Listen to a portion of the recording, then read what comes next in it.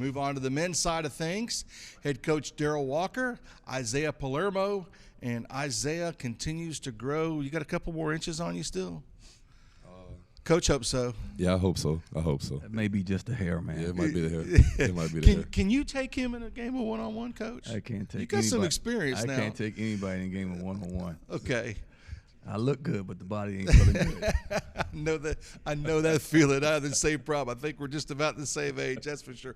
Welcome to both of you. Let's talk a little bit about your decision to go to Little Rock. You have just an unbelievable biography of places you've been, places you've coached, teams you've played on. Kind of take us through your journey to Little Rock.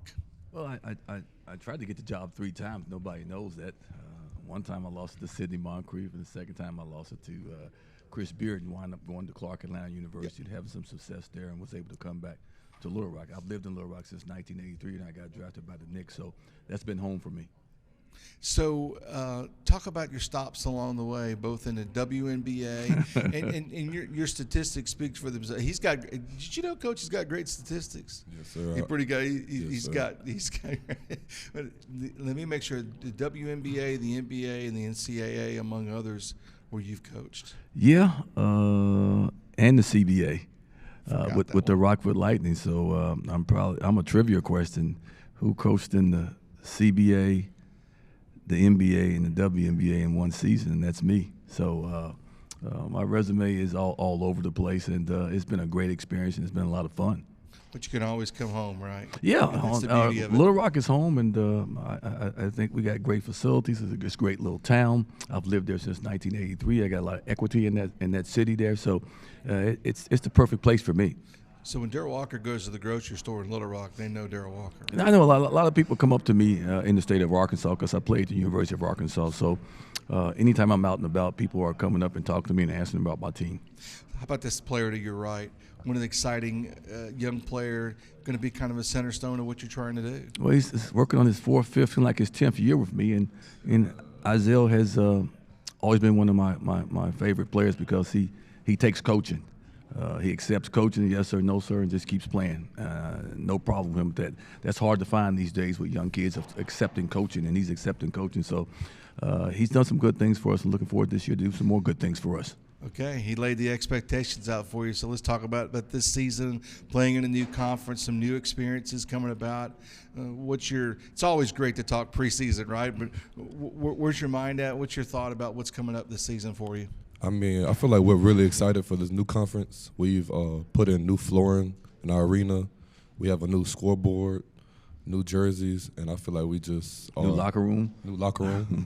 So we just buying in everybody as a program, you know what I'm saying? And we are just ready and excited for this new conference. So talk about you for a moment, because that's what Media Day is about. So I want you to brag on you for a moment.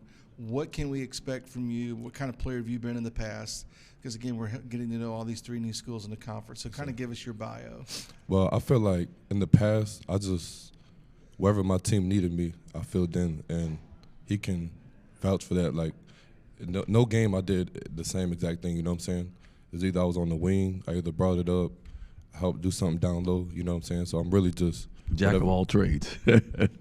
Yeah, so I just whatever my team needs me to do, I just step up and do it. Are you the guy that wants the ball in the last 10 seconds when we go to the whiteboard, we get that play drawn up? I just want whoever hot with the ball, you know what I'm saying? Because it could be anybody's night. But if it came down to it, I'm ready. All right, give me the journey from Kissimmee, Florida to Little Rock, Arkansas. Oh, well, of course it was like a culture shock, you know what I'm saying? Because where I'm from is so diverse, but I really love Little Rock. I love the slow pace living. I love the scenery. I love the South culture. You know what I'm saying? I can't even see myself going back to Florida. So you might have an assistant coach or grad assistant on your staff. Is that what we're looking at? A strong possibility. Good deal. When did you know you wanted to be a Division I college basketball player? I feel like around 10th grade year of high school, because I played basketball. I played a little bit of football before high school, so I was really I didn't know what I wanted to do, you know what I'm saying? But I found out around like 10th grade that I had to take it serious. Darrell, you've been doing this a long time, but I think it's real important to ask, with someone of your vast experience, how do you articulate the game to these younger players? And again, you said some don't want to be coached, don't want to be agreeable, don't want to listen. Obviously, it's changed a lot, and we can go on and on about that. But how do you just put out your real world experiences on these players? Because the game is the game, right? The game is the game. You know, my coaching styles, I'm pretty direct, and Isaiah will tell you that. I'm very loud, and I tell my guys all the time, listen to the message, not how loud I say it. And you know, some kids have been cuddled all their life. Let's just be honest about it. And I'm not a cuddle type of coach. I'm a nut and bolts guy. I'm gonna tell you how it is, and this is how it's gonna be done, and we just go from there. But these guys know they can come to me for anything. I'm gonna take care of them on and off the court, and life is more. It's more about basketball than in life. So life's gonna hit you when season's over with, and your career is over with. And I'm trying to get them prepared for that too. I've always considered myself more than just a basketball coach. So tell me about what a game day's like for you. Let's say, let's be easy. It's a home games. So I would say on a home game, I just wake up, do my regular routine. If we have shoot around, just get up some shots, maybe stay a little bit after, stretch out. Just with me, it's more I just try to lock in mentally. You know what I'm saying? And like I said, I go through the shoot around, the stretches, and I feel like my mental is very important. Like if I'm not locked in before a game, it'll show. You know what I'm saying? Let's talk about the classroom. Tell me about your major and what you aspire to do. Oh, so I'm majoring in criminal justice, and my minor is health and education promotion. You and Jayla going to class together? Nah, we not, because I do all virtual. Okay. I'm not sure what she does, but actually I need to get in touch with her. She's right here. She's right here somewhere. I need to get in touch with her. Sound like somebody needs some help. So what has that virtual experience been like for you? I mean, there's so many different answers to that question depending upon who you talk to. I mean, I love virtual because it's so flexible. You know what I'm saying? Like, I don't have to be somewhere at a certain time. I usually get all my work done by Tuesday if it's doing Sunday. You know what I'm saying? So that's what I love about it.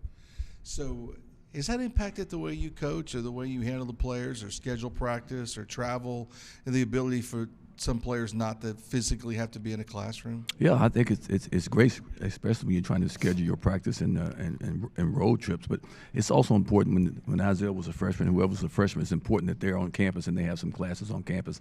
That's mandatory. They have to have some classes when their first couple of years when they get on campus to get the campus experience. So we've all been through this COVID. I'm going to try and limit my questions today about it, but I think it's interesting. I've probably asked some of the former or the present members of the conference before you folks joined. How did that impact? I mean, it's brought about the transfer portal. It's brought about an extra year of eligibility. You're shaking your head, so I know I'm looking forward to hearing your response to that. The portal was a killer for us. We had just won the Sun Belt Conference. In my second year, we were heading down to New Orleans to play in the Sun Belt Conference tournament.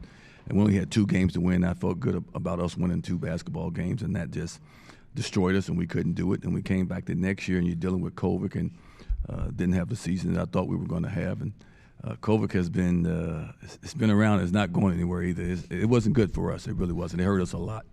And I'm glad to see you rebounded from it. Yes. And welcome you to this conference. Darrell Walker, Isaiah Palermo, thank you so much. Little Rock is wrapped up, the Little Rock block, as I like to call it. We'll continue more with the Ohio Valley Conference Basketball Media Day presented by CenterPoint Energy right here on ESPN+.